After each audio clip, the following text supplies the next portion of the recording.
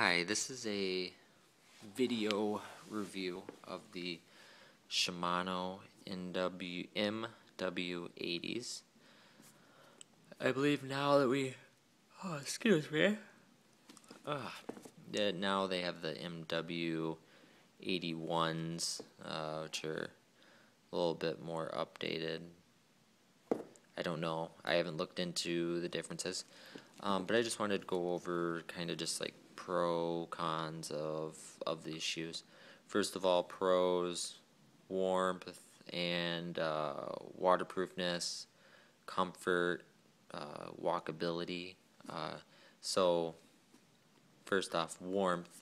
I've been able to ride it with these down to like, I'd say 5 to 8 degrees, I think it was one day, with just I don't know, I wear these a lot. They're just pretty thin, smart wool socks. I think they're like the cycling brand or whatever.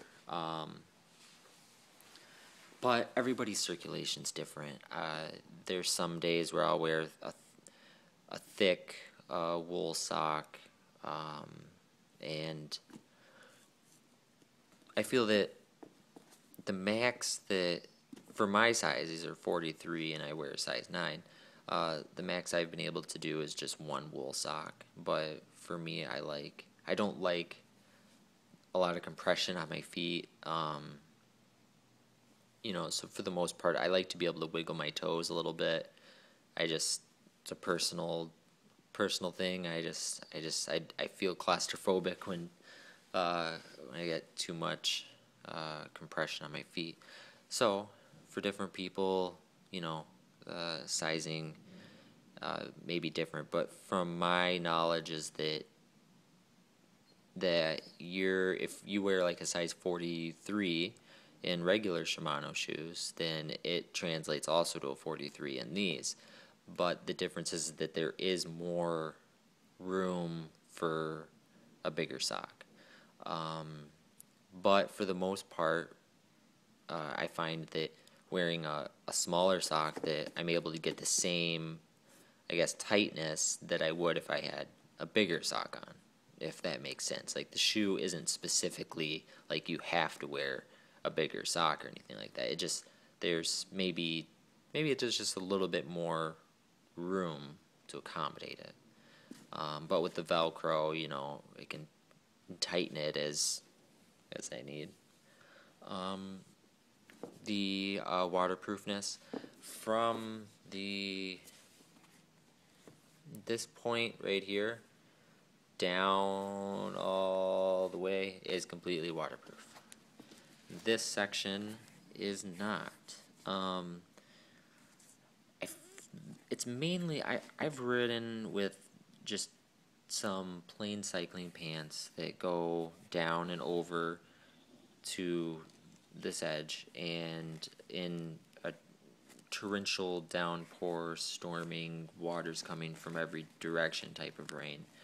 And I ended up with pretty much just, it's maybe kind of weird, but down maybe, just the top part of the foot, kind of where this area is, got wet, like in through here. And of course it kind of spread a little bit, but it didn't like fully saturate the inside of the shoe. Though a lot of water did get into the shoe, and I had to let it like dry out for a while. I don't know how long it took for it to dry out. That depends. Some people are like, oh well, it takes a really long time when the inside of these shoes get wet for it to dry out. Well, there's a lot of different factors in that. It could be, with the type of environment, how much moisture's in the air, when it's, how you position, if you have like a fan, I don't know, but a lot of different things. But for the most part, I felt that the only place that, this neoprene is on pretty much 3/4 of this cuff is neoprene, and then there's this like, I can feel the layer of neoprene on the inside, but this outside is like a rubbery type something, and maybe it is neoprene, but it just seems different. But water can leak in the crack, and particularly there's like this edge right, let's see if I can get it, right in here. So like if water's leaking down this way, yeah, it'll, let me see. It seems like just this, where this comes together at is where water gets in at. Now, there's a number of solutions to that. If you have a good pair of rain pants that come down, you know, around, just right around here, then you're fine. But I had the problem where my regular rain pants, you know, when I'm cycling and going around and around and around, it's the leg comes up a little bit, so I would still get water in there. So unless you have a nice pair of rain pants that are made specifically for cycling and they stay down over the boot, that's fine. They have rain pants that have two little hoops that you can run, I don't know, whatever you want, maybe a little cord that go, or something, you know, go around the bottom of the shoe, and it holds the leg down. You could do, I saw someone online, they took a cuff of a latex medical glove and covered this area. I personally went with hiking gaiters that have a little strap that goes around the bottom and then covers the top part of the shoe, which I have. I didn't think about it, but I think I have them velcroed together right now. But so let's see here. So it goes.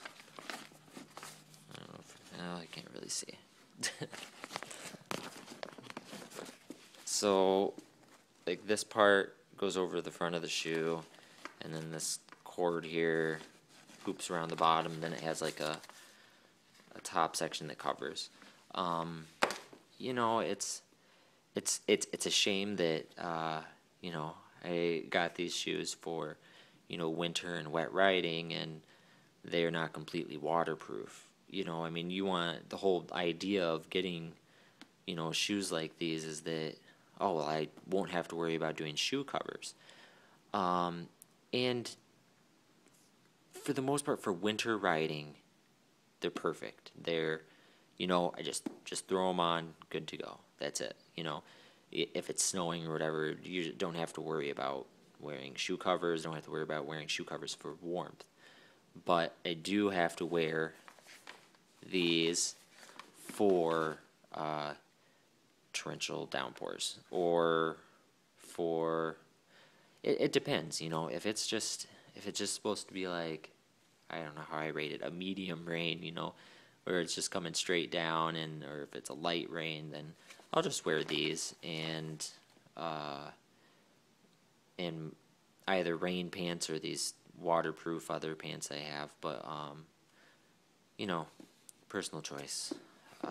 But you know, I feel like these they don't take that long to get on and off. They're not a complete, you know, shoe cover where you have to worry about it coming on over, or maybe them ripping or tearing. Like these, it's just foolproof. You know, it does what you need it to do, and it's not I don't know. It's not very much risk of things breaking and ripping or anything like that. So, I'm trying to think of anything else. I think I went over the warmth factor. Oh, the other thing is for the bottoms, the sole, and general comfort.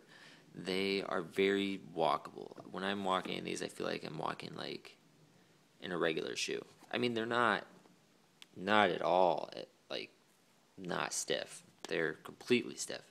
But I don't know if it's maybe the angle of the tread or something, but when I'm walking, I feel like that I don't know, just feel like I'm walking in regular shoes. They're super comfortable for walking. I feel like the way the tread is, that my cleat doesn't hit the ground the same as it does with my, I guess, spring, summer, fall shoes.